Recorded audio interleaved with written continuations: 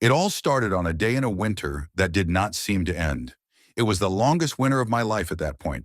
I was as anxious as ever. Anxious to go, anxious to work, anxious to live.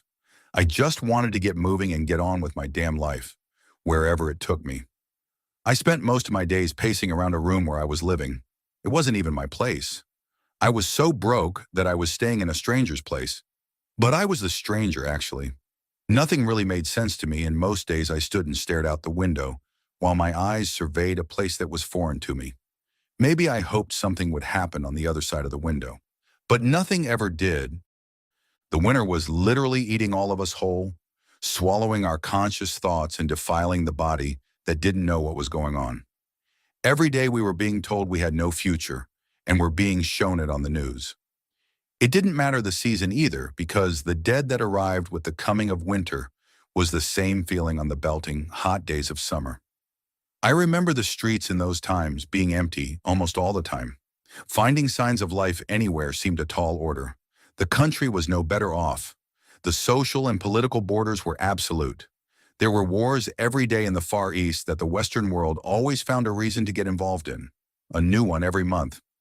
But then again, that is still happening today. I couldn't believe it was the way of things when I was younger, though. But when I got older, I started to see how common it has always been. Work was hard to find in many parts of the country.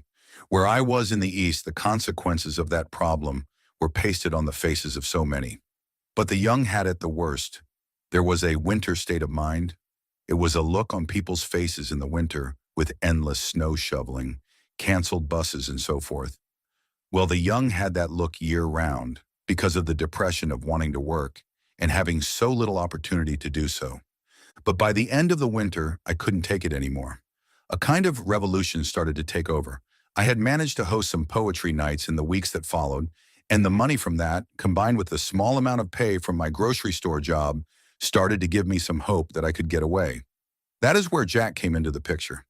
He was in the West. It was less than 2 weeks before the end of a cold February, and the days were too lonely to bear.